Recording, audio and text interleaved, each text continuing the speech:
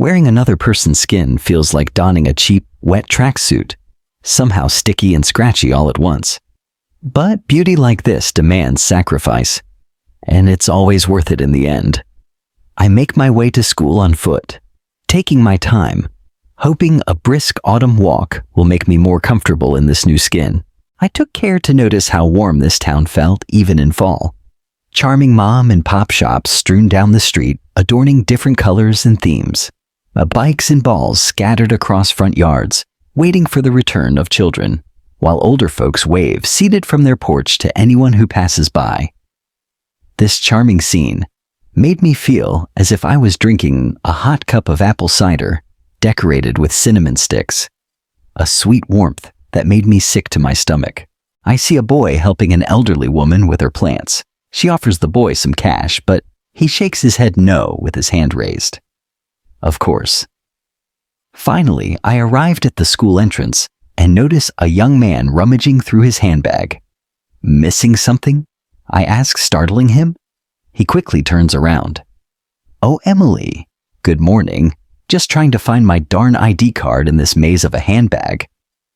The man is pale and slender with a tired and sad face. Nice, found it, he says, pulling out the card. I gently grab the ID card from his hand, lightly brushing my fingers against his. Let me get that for you.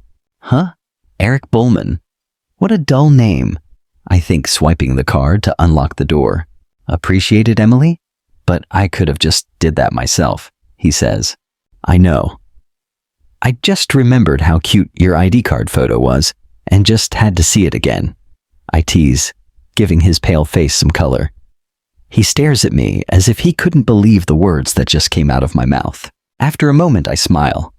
So, are you going to get the door for me, or is chivalry dead? Yes, right. Apologies, milady. He pushes the door open, and we walk down the hall together. You seem tired, Eric. Let me make you some coffee in the break room. I'm fine. Thanks, I had some black tea this morning. Well, I'll just make some for myself then. I smile and place my hand lightly on his arm. Though some company while I wait for it to brew would be much appreciated. Yeah, no problem, he stammers, shooting short glances at my hand. Just not for too long. I still need to finish up today's lesson plan. As we walk down the hall, I notice every classroom's door is decorated differently. At the break room, I find the coffee already brewed and the cabinet already stocked. Grabbing a mug, some sugar and powdered cream, I began making a very interesting cup of joe. However, I was missing a special ingredient. I slice open my index finger with my thumbnail. A few crimson drops fall into the mug. With a slow stir, I finish the potion and take a sip. Heavenly. You absolutely have to try this, Eric. He accepts, taking a sip only to gag immediately. Heavenly? I've never had coffee that tasted how roadkill smells, he chokes, rushing to the sink. I laugh softly. Didn't know you were such a roadkill connoisseur, I murmur. Wait, hold on, this creamer is expired, I adding innocently, feigning surprise. Anyone with half a brain could tell it was bought recently. So strange I didn't taste it? I'll throw this away so it doesn't claim any other victims. Yeah, that'd be wise. Water dripping down from his shirt. Oh, Eric, you're absolutely drenched. I grab some napkins, dabbing the water off his shirt. My hands start at his chest, sliding upwards towards his neck. I could feel his breath falter, and his beady eyes staring at my lips and down my blouse. Knowing this pathetic worm of man could never make the first move, I decided to take the matter into my own hands. I look up and meet his eyes, then start to move my stare down towards his lips and begin to slowly move forward. Just as our lips are about to touch, he jerks away. Mr. Henry, how long have you been standing there? Eric stammers. I look to my right and see a stocky man with a push broom for a mustache leaning against the doorframe. About a minute. Didn't want to interrupt whatever this was, he says, crunching on an apple. Wait, hold on, Eric blurts out. Mrs. Landry's gonna eat this up. He picks up his mug off the counter and exits with a hearty laugh. Don't worry about him, Eric. Let him run his mouth. How about we redeem this moment drinks after work? Sure, sounds great, he mutters. Look at the time, it's almost time for homeroom. By the way, did you see how I decorated my classroom door? Yeah, the one with the pumpkin cutouts and pinecone wreath? It's been that way for a month. Looks great. All right, I was just making sure you noticed it. Let's meet here after classes. See you later. It takes a while, but I'm finally able to find my classroom door. Adjacent to it stands a trophy display. My eyes lock on a framed MVP picture of a familiar boy, the same boy from this morning.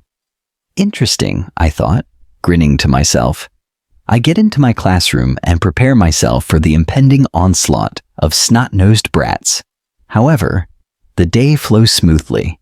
Improvising a lesson plan is as easy to me as plucking the eyes from a baby. Throughout the day, I noticed a quiet girl. She's smaller than her classmates, smelled like sour milk, and sits alone, silent like a mouse. During lunch break, I see her with a pathetic excuse of a meal. A single piece of cheese between 2 slices of bread. What a sad and tortured little soul. Perfect, I thought, feeling a pulse of excitement at this sudden opportunity. I excused myself from the class and head to the vending machine in the break room. I purchased a chocolate peanut butter bar. With bait in hand, I return back to the classroom. Psst, Jameen, come here for a sec, I whisper. Yes, Miss Reed, she replies. I got this just for you. I slowly pulled out the candy bar, and she stared at it as if it were made of pure gold. She looks around nervously. For me, she asks. Of course. You are my favorite student after all. Just don't tell your classmates. She gently took the chocolate bar out of my hand, gives a shy thank you while staring at the ground, and walks back to her seat. Towards the end of the day, I catch her sneaking glances at me, the kind a child would give their mother. Finally, the end-of-day bell rings, and I shepherd these booger-eating gremlins out to the buses waiting outside. Once finished, I make my way to the break room and find the man of my dreams sitting at the table scrolling through his phone. I sneak up behind him, draping my arms around him and nestling my head in his shoulders. Miss me? He jolts and turns in his chair to face me. Yeah. Ready for those drinks, he manages, forcing a smile. Born ready. We'll carpool since my car's in the shop. Oh, of course. But you could have texted me before work this morning. I would have picked you up. No need. I enjoy my little morning walks. They're so refreshing. We head to the faculty parking lot, talking about how hilariously unpredictable and ignorant our students are. Before long, we arrive at the local Applebee's and grab seats at the bar. We start downing drinks while recalling embarrassing stories and making crass jokes. About an hour passes, and I noticed he's pleasantly tipsy. Just the perfect state I need him in. I suggest we call it a night. But I'm driving. I didn't drink as much, and it would kill me if you got a DUI, I insist. Aye, Captain, he mutters. He pays the tab. I grab his hand. I lead him towards the parking lot. We get in the car, and I select his home address, saved on the car's console. As I drive him home, he talks nonstop about how he doesn't get drunk this often and needs to be a better teacher for his students. I had half a mind to crash his car into a light pole just to shut him up. We get to his apartment, and I walk him to his door. How are you getting home? His gaze lowering towards my chest. Lo, what are you talking about? I thought I'd just crash here. I grab him by the collar and press his lips against mine. We start to make out, falling through the front door, stumbling through the living, and eventually crash landing in the bedroom. I easily remove his pants, and he struggles to take off my blouse. We do the deed of darkness for an exhilarating 11 seconds. But that's all I needed to make him mine. He lies in the bed motionless, staring at the ceiling with wide, glassy eyes like a fish put on ice. I lean close to him and whisper what I need done by him tomorrow to make very, very happy. His head nodding as obediently as I speak. With that, I open his bedroom window and vanish into the night. The next morning on my way to school, I see the same boy from yesterday.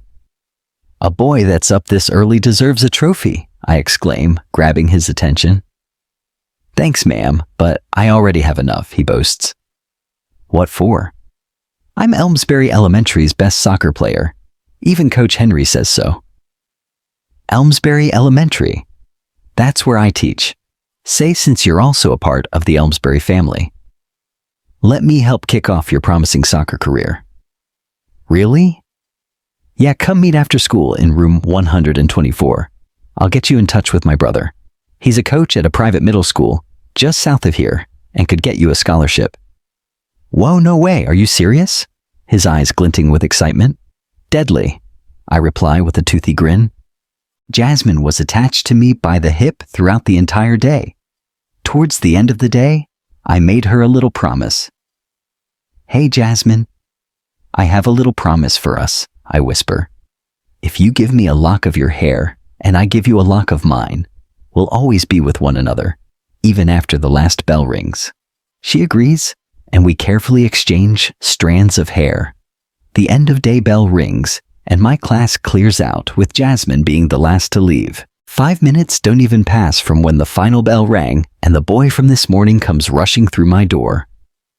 "Ma'am, hope I'm not too late," he says, catching his breath. "No, you're just in time." I smile. "I'm just about done wrapping up here, but once I'm done, I can take you to meet my brother." "He's here." "Yeah, he's in town crashing at my place." "Awesome. But before we go, I'll let my parents know what's going on."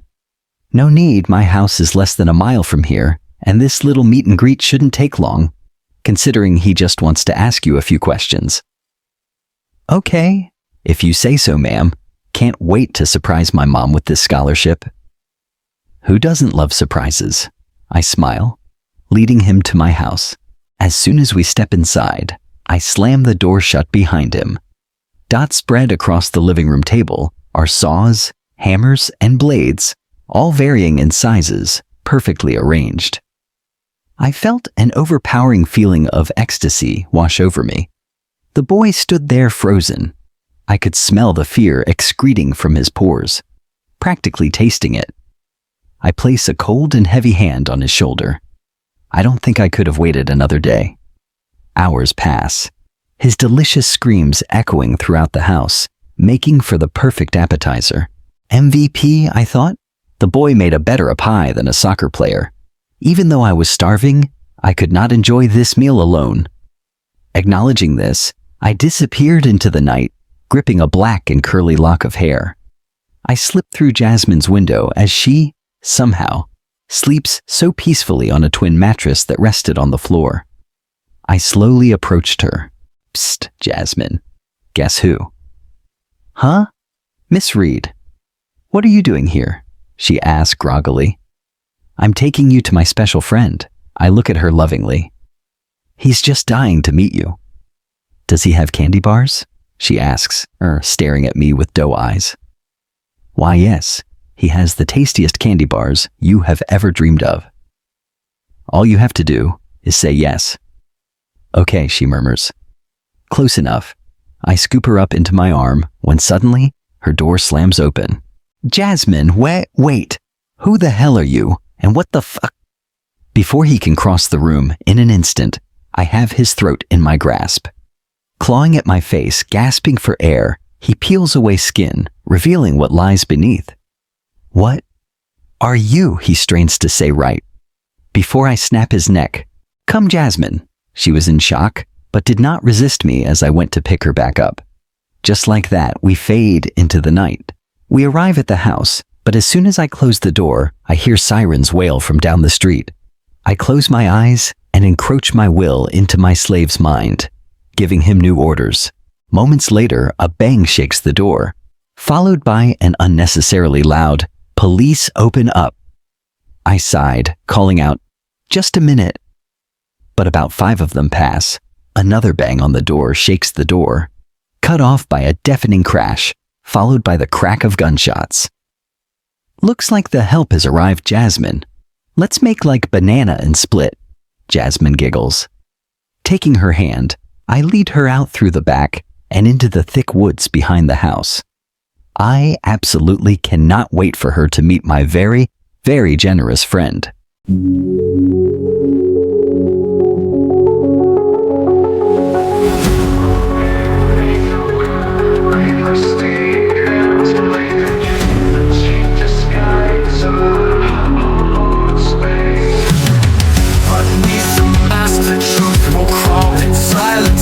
I'll take it all. In silent screams, I'll take it all. The town, it smiles, it's one for life. A poison well beneath the sky. Their laughter echoes sweet and thin, but beauty's price lies deep within. Don't look too close, don't peel away. This fragile shell can't see the day. Every shadow I will creep. My hunger whispers deep within. Don't look too close, don't peel away. This fragile shell can't see the day. In every shadow I will creep. My hunger whispers dark and deep. Skin deep, I wear your name. Bloodstained hands play the game. A teacher's smile, a lover's sin. The devil's mask stitched from within. Skin deep, you'll never know until it's your turn to let it show. A candy bar, a child's trust. The sweetest bait turns dreams to dust. Their hopes are mine, I feast. A monster born yet called a beast. The sirens wail, the blood runs dry. The woods will hide what stars deny. Each stolen life, a fleeting thrill. A painted corpse to match my will. Don't look too close, don't peel away. This fragile shell can't see the day.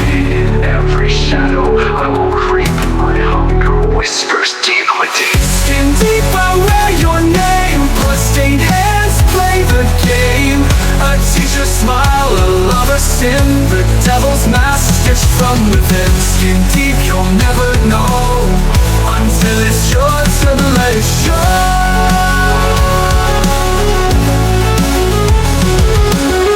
The mirror cracks, the truth spills red. A life once mine now hangs by threads. The house of horrors calls me home. With hollow laughter I'm never alone.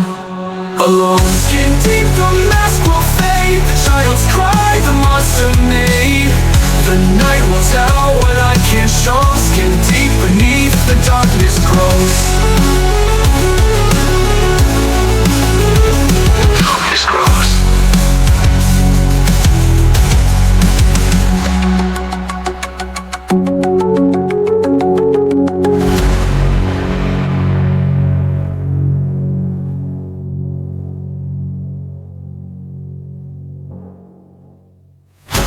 Wear your face, I steal your grace. A cheap disguise, a hollowed space. Beneath the mask the truth will crawl. In silent screams I'll take it all.